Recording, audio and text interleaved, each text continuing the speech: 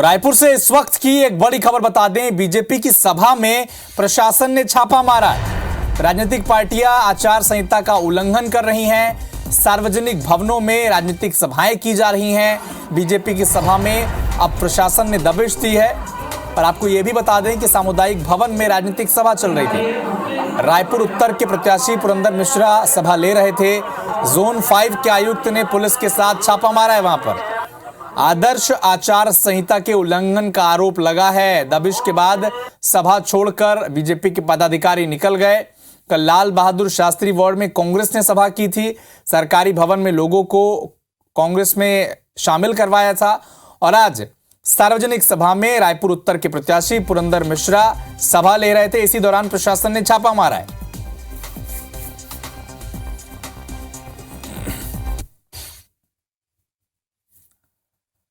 इधर जशपुर से आपको बड़ी खबर बता दें, बीजेपी ने 2 मंडल अध्यक्ष को पार्टी से निष्कासित कर दिया है। सोनक्यारी और मनोरा मंडल के अध्यक्ष को पार्टी से निष्कासित किया गया है। मनोज भगत, विकास प्रधान को पार्टी से बाहर कर दिया गया है और वजह है अनुशासनहीनता। टिकट घोषणा के बाद इन पर अनुशासनहीनता का आरोप लगा था। बीजेपी प्रत्याशी रायमुनि भगत का ये लोग विरोध कर रहे थे, लेकिन अब इस हरकत पर पार्टी सख्त दिख रही है और एक बड़ी कार्रवाई करते हुए दोनों मंडल अध्यक्ष को निष्कासित कर दिया है।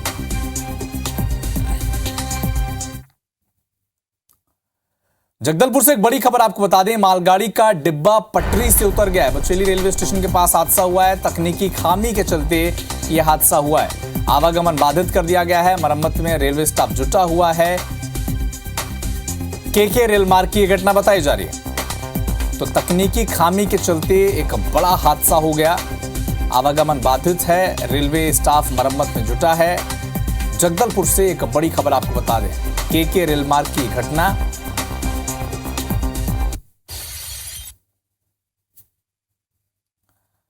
दिल्ली में मंगलवार को कांग्रेस सीईसी की बड़ी बैठक होने जा रही है, जिसमें जो बाकी बचे प्रत्याशियों के नाम पर फैसला हो सकता है। बैठक में शामिल होने के लिए मुख्यमंत्री Bhupesh Baghel, deputy CM TS Singhdeo और प्रदेश अध्यक्ष दीपक बैज, उनके साथ विधानसभा के अध्यक्ष चरणदास महंत देर रात दिल्ली रवाना हो चुके हैं। बताया जा रहा है कि दूसरी लिस्ट में बाकी सीटों के नामों पर ऐलान होने की संभावना है।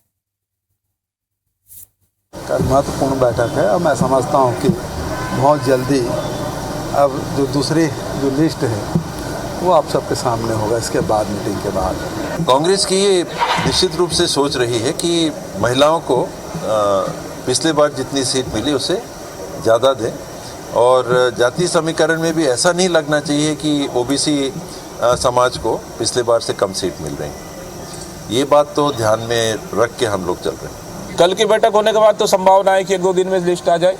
अगली लिस्ट में सारे नाम आ जाएंगे। दिल्ली दौरे से भोपाल लौटे कमलनाथ ने पहली लिस्ट पर प्रतिक्रिया दी। संतुलित बताया लिस्ट को। साथ ही यह भी कहा कि नाराज नेता को लेकर उनका एक बयान जो है वायरल हो रहा है। उन्होंने दावेदारों की नाराजगी पर कहा कि 4000 से ज्यादा दावेदार हैं, हर किसी को तो टिकट मिल नहीं सकता। जातीय समीकरण का ध्यान भी टिकट वितरण में रखा गया है।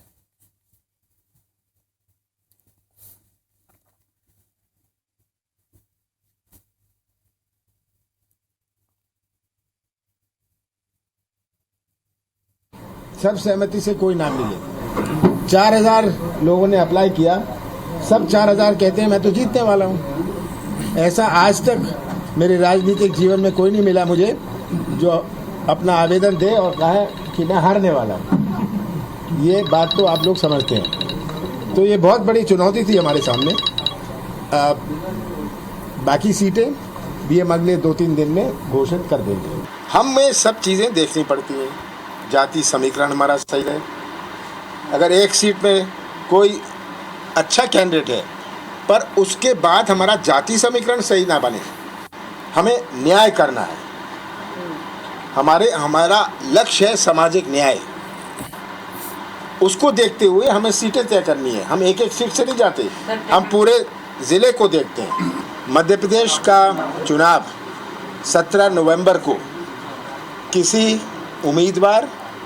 केवल किसी उम्मीदवार या केवल किसी पार्टी का नहीं है, मध्य प्रदेश के भविष्य का है। ऐसा चुनाव मैंने अपने 45 साल के जीवन में मैं बहुत सारे चुनाव लड़ा हूँ और जीता हूँ। इस प्रकार का चुनाव का सामना नहीं किया जहां एक प्रदेश के भविष्य का प्रश्न है। 19 दिन में दूसरी बार ग्वालियर आएंगे प्रधानमंत्री मोदी। इस बार वो ग्वालियर किला स्थित सिंधिया स्कूल के 125वें स्थापना दिवस समारोह में शामिल होंगे। 21 अक्टूबर को सिंधिया स्कूल में स्थापना दिवस का आयोजन होगा, जिसकी तैयारियां शुरू हो गई हैं। इस कार्यक्रम में प्रधानमंत्री मोदी बतौर अतिथि शामिल होंगे और करीब 2 घंटे तक किले में मौजूद रहेंगे। आपको यह भी बता दें कि विद्यार्थी और उनके अभिभावकों को कार्यक्रम शुरू होने से 1 घंटे पहले QR कोड के जरिए एंट्री मिलेगी। लोगों को दोपहर 3 बजे से शाम 4 बजे तक ही एंट्री मिलेगी। कार्यक्रम प्रधानमंत्री मोदी के स्कूल पहुंचने के साथ शुरू होगा। पीएम मोदी स्कूल परिसर में प्रदर्शनी का अवलोकन भी करेंगे।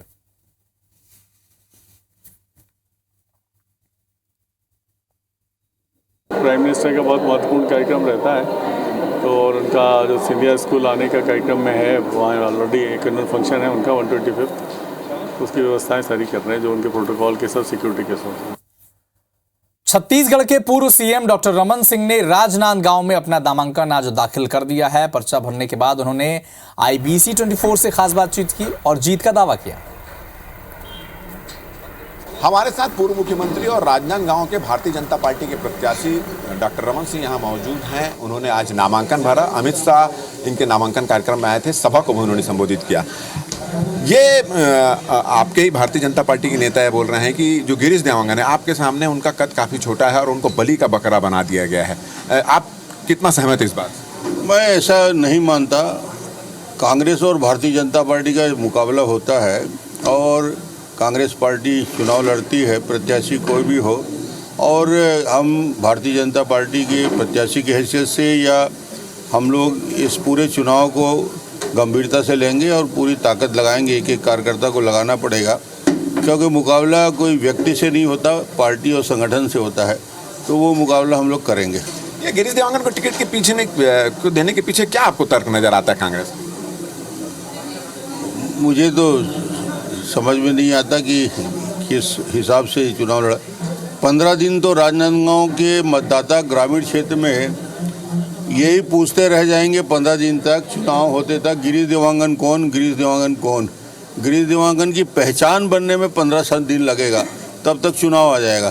तो इनकी तो पहचान का संकट है कि अभी 15 दिन इनको अपने प्रत्याशी का नाम और परिचय बताना पड़ेगा। आज अमित शाह जी ने कहा है कि साजा में कांग्रेस की सरकार ने तुष्टीकरण की राजनीति की, उसका उन्होंने बात कही है कि तुष्टीकरण की राजनीति हम नहीं कहें, और इस तरह का बयान दे के अमित शाह ने अपना कद छोटा कर लिया। देखिए, ईश्वर साहू को प्रत्याशी बनाने के पीछे कारण सिर्फ यही है कि जिस प्रकार की राजनीति छत्तीसगढ़ में हो रही है भूपेश सरकार के, उस प्रकार की राजनीति का एक प्रतीकात्मक विरोध है। वो ये कांग्रेस बोल रही 75 पार, आपके हिसाब से भारतीय जनता पार्टी का आंकड़ा क्या रहेगा, और इसके अलावा आप कितने वोट से जीतेंगे? 75 पार कांग्रेस बोल रही है, मगर मैं बोल रहा हूँ कांग्रेस इस बार पूरे प्रदेश में साफ। भारतीय जनता पार्टी बहुत बड़े बहुमत के साथ छत्तीसगढ़ में सरकार बनाने जा रही है। तो ये थे पूर्व मुख्यमंत्री रमन सिंह, जिन्होंने आज नामांकन दाखिल किया। कैमरामैन नजीर खान के साथ राजेश मिश्रा, IBC 24 पैदल। भोपाल से एक बड़ा अपडेट आपको बता दें, BSP ने सूची जारी कर दी है। उम्मीदवारों की 5वीं सूची बहुजन समाजवादी पार्टी ने जारी की है और 5 उम्मीदवारों को इसमें शामिल किया गया है। रसाल सिंह को लाहौर से उम्मीदवार बनाया गया है। रसाल सिंह BJP से BSP में शामिल हुए थे। कांग्रेस से BSP में आए यादवेंद्र सिंह को नागौर से टिकट दिया है। रत्नाकर चतुर्वेदी को सतना से उम्मीदवार बनाया गया है। इधर BJP के पूर्व जिला उपाध्यक्ष हैं रत्नाकर और उन्हें उम्मीदवार बनाया है BSP ने। बहुजन समाज पार्टी ने अपनी 5 प्रत्याशियों की सूची जारी कर दी है, जिसमें अमूमन जो नेता हैं वो कांग्रेस या BJP छोड़कर आए हैं, उन्हें BSP ने मौका दिया है। रत्नाकर चतुर्वेदी को सतना से उम्मीदवार बनाया गया है।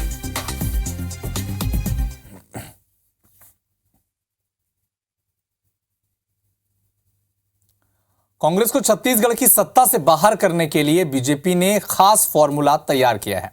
चुनाव को लेकर BJP ने बिहार और झारखंड के 90 नेताओं को बुलाया है। इन सभी को एक एक विधानसभा सीट का जो कमान है ये सौंपा गया है और इसके अलावा भुवनेश्वर से सांसद अपराजिता सारंगी, केंद्रीय गृह राज्य मंत्री नित्यानंद राय, जनजातीय विभाग के राज्य मंत्री विश्वेश्वर टुडू को भी जिम्मेदारी दी गई है। इन्हें 3-3, 4-4 विधानसभा का प्रभारी बनाया गया है।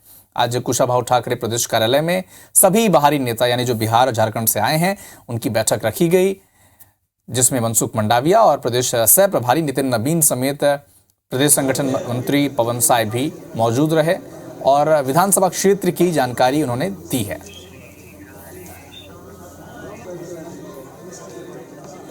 मैं केंद्रीय बीजेपी की शुक्रगुजार हूं। उन्होंने मुझे रायपुर शहर के 4 विधानसभाओं का प्रभारी बनाया है और प्रभारी हूं इसलिए सबसे मुलाकात करने का मौका मिल रहा है। कार्यकर्ताओं से भी मिल रही हूं और जन साधारण से भी मिल रही हूं। मुझे लगता है कि भारतीय जनता पार्टी के पक्ष में पूरा माहौल बना हुआ है। लेकिन राज्य सरकार तो मैंने कहा कि वो तो घोटाले में पूरा ये हुए हैं।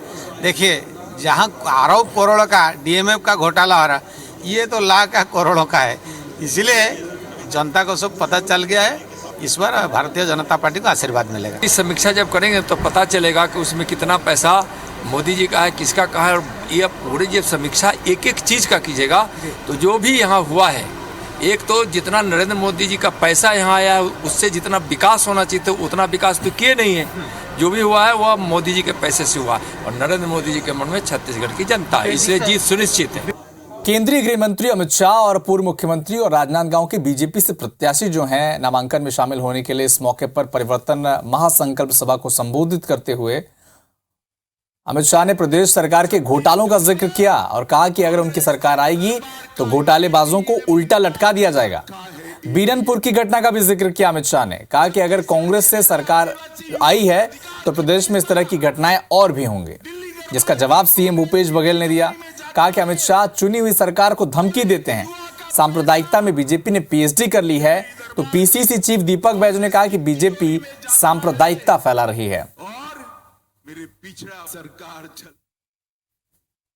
ये भूपेश बघेल सरकार ने तुष्टीकरण के लिए,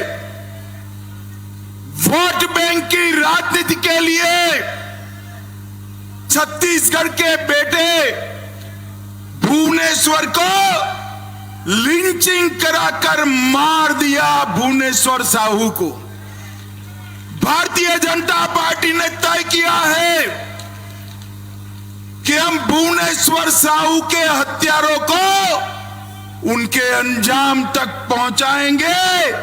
मतलब धमकी दे रहे हैं चुनी हुई सरकार को और वो कर भी रहे हैं भाई। और फिर उनके तो पीएचडी है ये सब चीज़ों में। तो इस प्रकार की भाषा, ये छत्तीसगढ़ है। छत्तीसगढ़ में यहाँ हमारे आदिवासी भाई रहते हैं जो आदि संस्कृति को मानते हैं। यहाँ कबीर के मानने वाले लोग हैं, यहाँ गुरु घासीदास के मानने वाले लोग हैं, यहाँ स्वामी आत्मानंद के माध्यम से रामकृष्ण परमहंस की जो परंपराएं हैं वो चलती हैं। भाईचारा प्रेम की भाषा चलती है। यहाँ डिवाइड एंड रूल की योजना नहीं चलेगी। देखिए, भारतीय जनता पार्टी छत्तीसगढ़ में आकर नफरत फैलाने का काम कर रहे हैं और हमेशा जहर उगलते हैं। 5 साल उन्होंने छत्तीसगढ़ सरकार के खिलाफ हमेशा उन्होंने यहाँ की योजनाओं को अटकाने का काम किया। अब चुनाव आया तो अब झूठ और जहर उगलने का काम कर रहे हैं। लेकिन इससे छत्तीसगढ़ में कोई फर्क नहीं पड़ेगा। छत्तीसगढ़ की जनता ने ठान ली है कि छत्तीसगढ़ में अभी नवंबर में होने वाली चुनाव 2023 की ऐतिहासिक सीटों के साथ छत्तीसगढ़ में दोबारा कांग्रेस की सरकार बन रही है। मतदान से पहले एमपी में दल बदल का सिलसिला जारी है। इसी कड़ी में कांग्रेस में शामिल होने से पहले रायसेन के पूर्व जिला पंचायत अध्यक्ष भंवरलाल पटेल मीडिया से रूबरू हुए, बीजेपी पर तंज कसा और कहा कि अब रायसेन में भारतीय जनता पार्टी डॉक्टर प्रभुराम चौधरी की नई बीजेपी पार्टी बन गई। कहा कि कांग्रेस को जिलों में सभी 4 सीटें वो जिताने जा रहे हैं।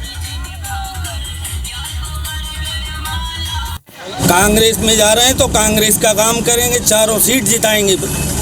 माननीय हमारे जिला अध्यक्ष भाई देवेंद्र पटेल के नेतृत्व में 4 सीट कांग्रेस जीत के आएगी। कई पदाधिकारी हैं मेरे साथ, पूर्व मंडल अध्यक्ष हैं, जनपद सदस्य हैं, सरपंच हैं। भाजपा वालों ने तो पुरानी भाजपा को छोड़ दिया यहाँ अब तो मान चौधरी साहब की भाजपा रह गई, बस गिनती गई लोगों की। नरसिंहपुर सीट से बीजेपी के प्रत्याशी केंद्रीय मंत्री प्रहलाद पटेल ने पार्टी के असंतुष्टों को मनाने की कवायद शुरू कर दी है। पार्टी से नाराज कार्यकर्ताओं से बातचीत कर उनकी समस्याएं दूर करने की कोशिश की जाएगी, ये दावा कर रहे हैं। तो वहीं पूर्व विधायक नरेंद्र त्रिपाठी के बीजेपी के को दौलतमंदों की पार्टी जो बताया था, उन्होंने इस पर कहा कि उनका जो मैसेज है वो आला कमान तक वो पहुंचा देंगे। वो वरिष्ठ नेता है पार्टी के और उनकी राय पार्टी के फोरम तक वो ले जाएंगे।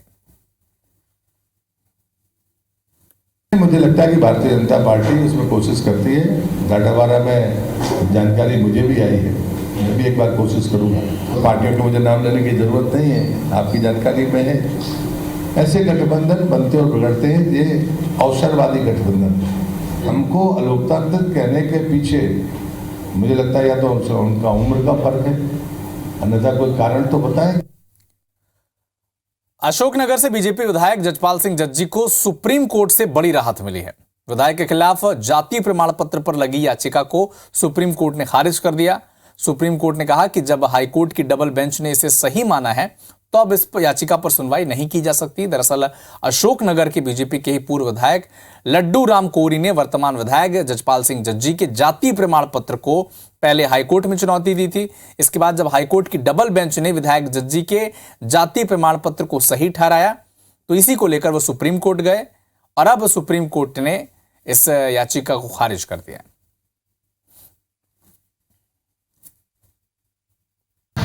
लड्डू राम कोरी जी, तो उन्होंने मेरे जाति प्रमाण पत्र को लेके हाईकोर्ट में दायर की थी और चूँकि उसमें सिंगल बेंच उनके पक्ष में, डबल बेंच ने मेरे पक्ष में फैसला किया था, तो उसके खिलाफ लड्डू राम जी माननीय सर्वोच्च न्यायालय में उन्होंने अपील की, जो आज माननीय सर्वोच्च न्यायालय उनकी अपील को डिसमिस कर दिया है।